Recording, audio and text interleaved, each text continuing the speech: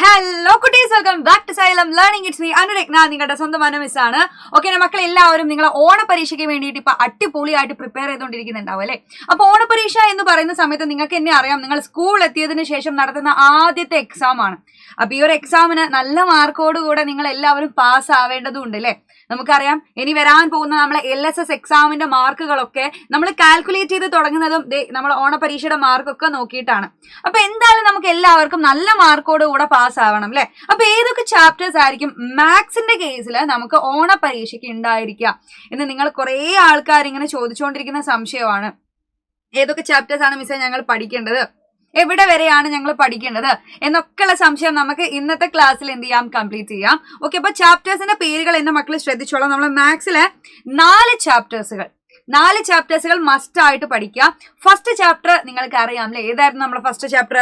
Lines and shape ആയിരുന്നു. അപ്പൊ lines and ഷേപ്സിന്റെ അകത്ത് നിങ്ങൾ കൂടുതലായിട്ടും പഠിച്ച കാര്യങ്ങളൊക്കെ നിങ്ങൾക്ക് അറിയാം. വളരെ സിമ്പിൾ ആയിട്ടുള്ള ചാപ്റ്റർ ആയിരുന്നു ഫസ്റ്റ് ചാപ്റ്റർ അല്ലെ. ദെൻ സെക്കൻഡ് ചാപ്റ്റർ നിങ്ങൾ ബിയോണ്ട് 1000 അല്ലെ, 1000 കടന്ന് എന്നുള്ള ചാപ്റ്ററിന്റെ അകത്ത് നിങ്ങൾ ഒരുപാട് കാര്യങ്ങൾ അല്ലെ നമ്പേഴ്സുമായിട്ട് ബന്ധപ്പെട്ട് പഠിച്ചിട്ടുണ്ട്. അതുപോലെ തന്നെയാണ് നമ്മളെ മൂന്നാമത്തെ ചാപ്റ്ററും അല്ലെ. മൂന്നാമത്തെ ചാപ്റ്റർ എന്തായിരുന്നുടാ?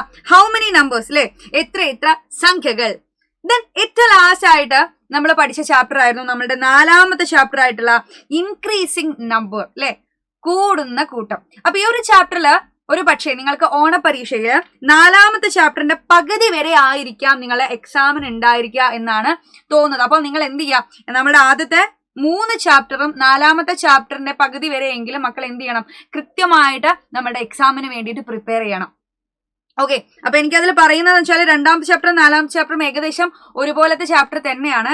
സിമ്പിൾ ആണ്. നമ്മളെ 4ാം ചാപ്റ്റർ എന്ന് പറഞ്ഞാൽ നിങ്ങൾക്ക് കൂട്ടാനും അതുപോലെ കുറയ്ക്കാനും, അത് 3 ഡിജിറ്റ് നമ്പേഴ്സിനെയും അതേപോലെ തന്നെ 4 ഡിജിറ്റ് നമ്പേഴ്സിനെയും ഒക്കെ ഒന്ന് ആഡ് ചെയ്ത് നോക്കാൻ വേണ്ടിയിട്ട് മാത്രമുള്ള ഒരു ചാപ്റ്റർ ആണ്. ഓക്കെ, അപ്പൊ എന്തായാലും നമ്മുടെ മാത്സിന്റെ പരീക്ഷ അടിപൊളി ആയിരിക്കും എന്ന് എനിക്ക് ഉറപ്പാണ്. നിങ്ങൾ എക്സാമിന് പോകുന്നതിന് മുൻപേ തന്നെ നിങ്ങൾക്ക് എന്തായിരിക്കും ഇവിടെ എല്ലാ ക്ലാസ്സുകളും കേട്ടോ, നമുക്ക് എല്ലാ സബ്ജക്റ്റിന്റെയും മാരത്തോൺ ഇനി സ്റ്റാർട്ട് ചെയ്യാൻ വേണ്ടിയിട്ട് പോവുകയാണ്. സോ ഓരോ ചാപ്റ്റേഴ്സിന്റെ റിവിഷൻ ക്ലാസ്സുകളും അതുപോലെ 1 ഷോട്ട് റിവിഷൻ ആയിരിക്കും ഇനി വരുന്നുണ്ടായിരിക്കാം നിങ്ങൾക്ക്.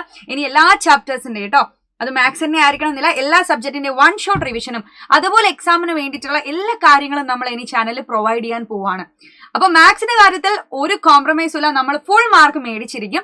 അതിനുവേണ്ടി ഞങ്ങൾ എല്ലാവരും ഇവിടെ സെറ്റ് ആയിട്ടിരിക്കുന്നുണ്ടായിരിക്കും കേട്ടോ. ഓക്കെ, അപ്പൊ എന്തായാലും ഈ ഒരു ചാപ്റ്റേഴ്സ് ആരും മിസ് ചെയ്യരുത്.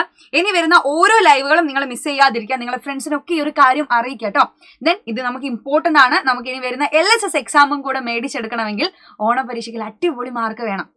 ഓക്കെ, അപ്പൊ എല്ലാ മക്കൾക്കും and all the very best. Okay, അപ്പൊ എല്ലാ മക്കളും നല്ലോണം പഠിക്കുന്നുണ്ടെന്ന് അറിയാം. അത് തുടർന്നുകൊണ്ടിരിക്കുക. നമുക്ക് എന്ത് ചെയ്യാം, അടുത്തൊരു ലൈവില് അല്ലെങ്കിൽ ഒരു കണ്ടന്റിൽ വെച്ച് കാണാം. ഓക്കെ, അതുവരെ ബൈ ബൈ, സീ യു.